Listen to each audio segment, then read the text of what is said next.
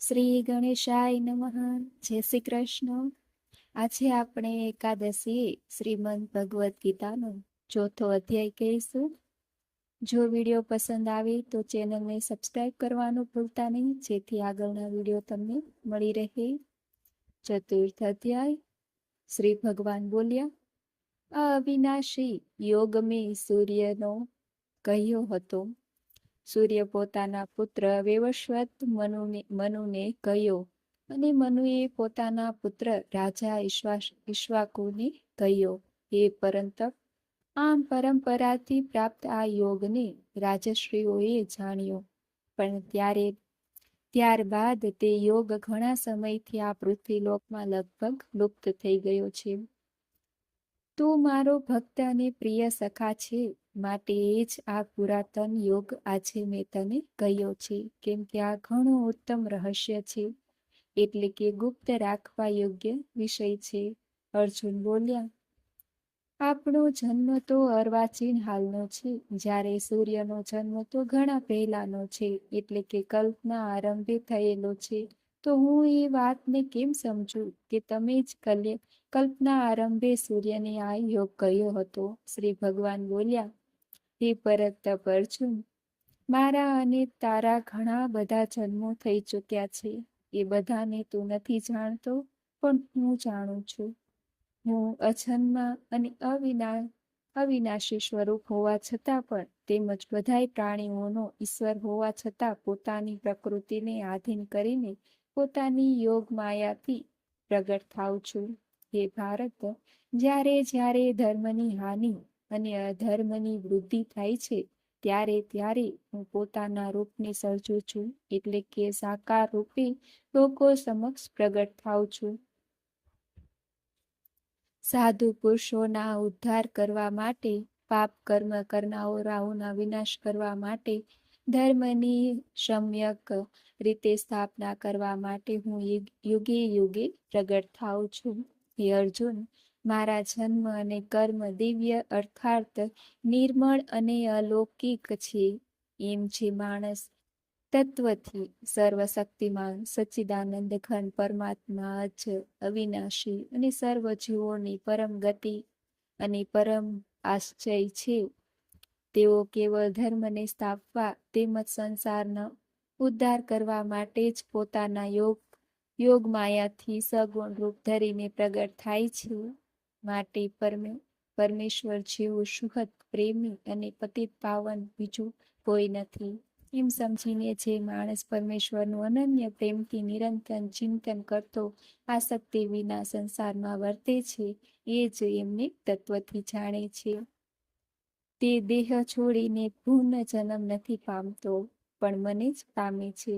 જેમના રાગ, ભય તથા ક્રોધ સંપૂર્ણપણે નાશ પામી ચૂક્યા હતા, તેમજ જેઓ મારામાં અનન્ય પ્રેમ ભાવે સ્થિત રહેતા હતા, એવા મારે આશ્ચર્ય રહેનારા ઘણાય ભક્તો આ પહેલા પણ ઉપર કહેલા જ્ઞાનરૂપી તપ વડે પવિત્ર થઈને મારા સ્વરૂપને પામી ચૂક્યા છે. હે પાર્થ, જે ભક્તો મને જેવા ભાવથી ભજે છે, હું પણ તેમને એવા જ ભાવથી ભજું છું, કેમ કે સૌ મનુષ્યો સર્વે રીતે મારા જ માર્ગને અનુસરે છે. આ મનુષ્ય લોકમાં કર્મોના ફળને ઈચ્છનારા માણસો દેવતાઓનું પૂજન કરતા રહે છે, કેમ કે એમને કર્મોથી ઉત્પન્ન થનારી સિદ્ધિ સત્વરે મળે છે. બ્રાહ્મણ, ક્ષત્રિય, વૈશ્ય અને શુદ્ધ આ 4 વર્ણોનો સમૂહ ગણ અને કર્મોના વિભાગ પ્રમાણે મારા દ્વારા સર્જાયેલો છે. આ પ્રમાણે એ સૃષ્ટિ રચના વગેરે કર્મોનો કરતા હોવા છતાં પણ મુજ અવિનાશી પરમેશ્વરને તું વાસ્તવમાં અર્પકતા જાણ. કર્મોના ફળમાં મારી સ્પૃહા નથી, માટે મને કર્મો લિપ્ત નથી કરતા. આ પ્રમાણે જે મને તત્વથી જાણી લે છે, તે પણ કર્મોથી નથી બંધાતો. પૂર્વકાળના મુમુક્ષુઓએ પણ આ પ્રમાણે જાણીને જ કર્મો કર્યા છે, માટે તું પણ પૂર્વજો વડે સદાકાળથી આચરવામાં આવેલો કર્મોનો જ છે. કર્મ શું છે અને અકર્મ શું છે, એનો નિર્ણય કરવામાં બુદ્ધિશાળી પુરુષો પણ મોહિત થઈ જાય છે. માટે તે કર્મ તત્વ હું તને સમ્યક રીતે સમજાવીને કહું છું. જેને જાણીને તું અશુભથી એટલે કે કર્મ બંધનમાંથી મુક્ત થઈ જઈશ.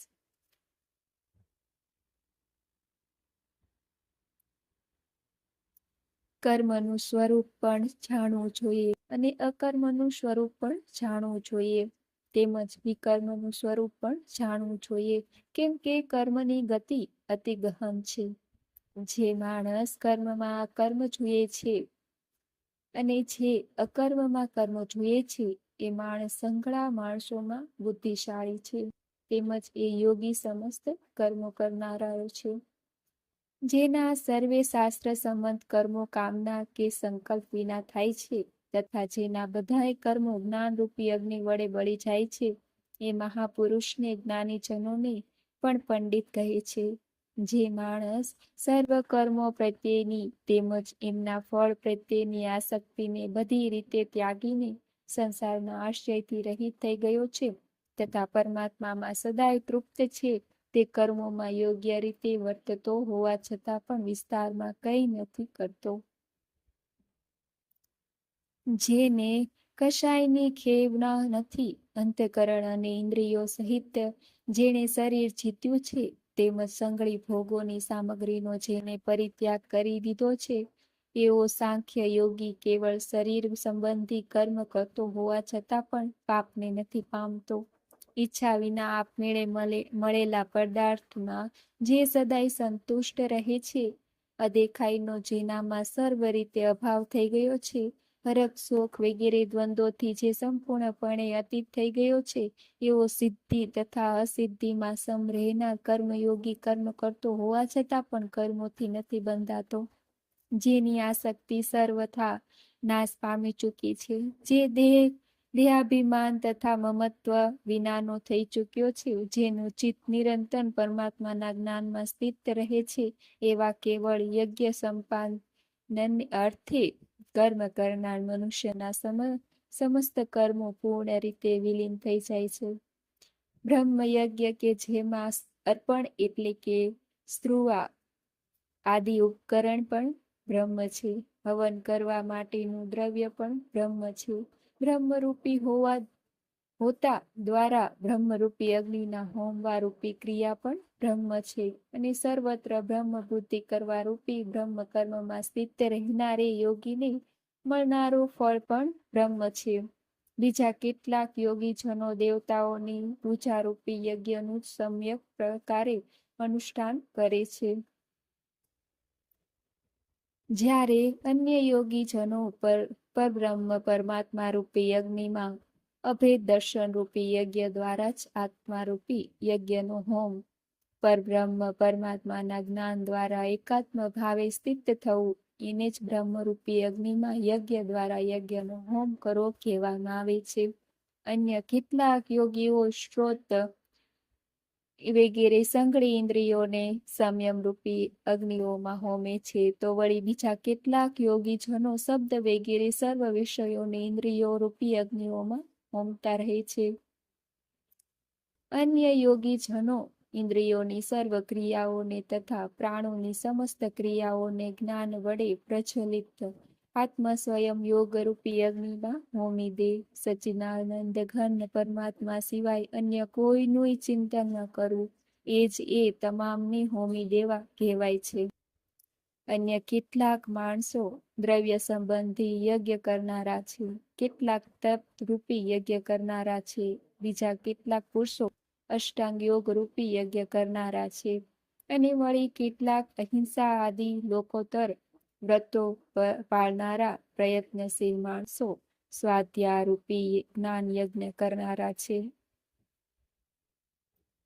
બીજા કેટલાક યોગીજનો અપાન વાયુમાં પ્રાણવાયુને હોમે છે, તેમજ અન્ય યોગીજનો પ્રાણવાયુમાં અપાન વાયુને હોમે છે. તો અન્ય કેટલાક નિયમ પ્રમાણે આહાર કરનારા પ્રાણાયામ પરાયણ માણસો પ્રાણ અને અપાનની ગતિને રોકીને પ્રાણોમાં પ્રાણ જ હોમે છે. આ સંકળાય સાધકો યજ્ઞો દ્વારા પાપોનો નાશ કરનારા તેમજ યજ્ઞોને જાણનારા છે. હે કુરુશ્રેષ્ઠ, યજ્ઞમાંથી બચેલા અમૃતનો અનુભવ કરનારા યોગીજનો સનાત પર બ્રહ્મ પરમાત્માને પામે છે. જ્યારે યજ્ઞ ન કરનારા માણસ માટે તો આ મનુષ્ય લોક પણ સુખદાયક નથી. આ પરલોક ક્યાંથી સુખદાયક હોય? આવા બીજા પણ અનેક જાતના યજ્ઞો વેદની વાણીમાં વિસ્તારથી કહેલા છે. એ સર્વનું તું મન, ઇન્દ્રિયો અને શરીરની ક્રિયા દ્વારા સંપન્ન થનાર જાણ. આ પ્રમાણે તત્વથી જાણીને એમના અનુષ્ઠાન દ્વારા તું કર્મ બંધનથી પૂર્ણ રીતે છૂટી જઈશ. હે પરતપ, દ્રવ્યમય યજ્ઞની અપેક્ષાએ જ્ઞાન યજ્ઞ ઘણો ચડિયાતો છે, તથા હે પાર્થ, સંકળા કર્મ જ્ઞાનમાં સમાપ્તિને પામે છે.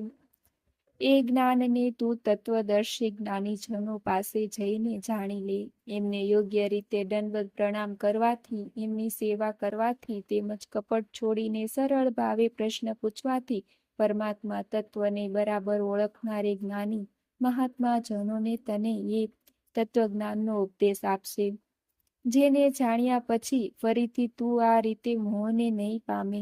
તેમજ હે પાંડુપુત્ર, જે જ્ઞાનથી તું સમગ્ર ભૂતોને નિશેષ ભાવે પહેલા પોતાનામાં અને પછી મુજ સચ્ચિદાનંદ ઘન પરમાત્મામાં જોઈશ, જો તું બીજા સમસ્ત પાપીઓ કરતા પણ વધારે પાપ કરનાર હોય તો પણ તું જ્ઞાનરૂપી નાવડા દ્વારા નિસંદેહ આખા પાપ સાગરને સારી રીતે પાર કરી શકીશ. કેમ કે હે અર્જુન, જે રીતે બળબળતો અગ્નિ ઘણા બધા ઈંધણોને ભસ્મીભૂત કરી નાખે છે, તે જ રીતે જ્ઞાનરૂપી અગ્નિ સમગ્ર કર્મોને ભસ્મીભૂત કરી નાખે છે. માટે આ સંસારમાં જ્ઞાનના જેવું પવિત્ર કરનારું નિસંદેહ બીજું કશું નથી. હે જ્ઞાનને ઘણા સમય સુધી કર્મ યોગના આચરણ દ્વારા શુદ્ધાંતકરણ થયેલો માણસ આપમેળે જ આત્મામાં પામે છે.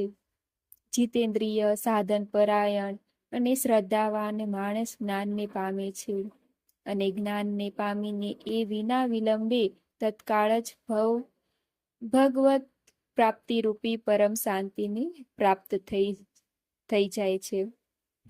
પણ વિવેકહીન, અશ્રદ્ધાળુ તેમજ સંશયગ્રસ્ત માસ પરમાત્માથી નિશ્ચિતપણે ભસ્મ થઈ જાય છે. આવા સંચયગ્રસ્ત મનુષ્ય માટે ન આ લોક છે, ન તો પરલોક, કે ન તો સુખ. હે ધનંજય, જેણે કર્મયોગના આચરણ દ્વારા સમગ્ર કર્મો પરમાત્મામાં અર્પી દીધા છે, તથા જેણે વિવેક વડે સંકળ સંશયોને નાશ કરી દીધો છે, એવા વશ કરેલ અંતઃકરણના પુરુષને કર્મો નથી બંધાતા. માટે હે ભરતવંશી, તું હૃદયમાં એટલા આ અજ્ઞાન જનીને પોતાના સંચયને વિવેકા જ્ઞાનરૂપી તલવાર વડે છેદીને સમત્વરૂપ કર્મયોગમાં સ્થિત થઈ જા અને યુદ્ધ માટે ઊભો થઈ જા. શ્રી કૃષ્ણ અર્જુન સંવાદે જ્ઞાન કર્મ સંન્યાસ યોગો નામ ચતુર્થો અધ્યાય. જ્ઞાન કર્મ સંન્યાસ યોગ નામનો ચોથો અધ્યાય સમાપ્ત.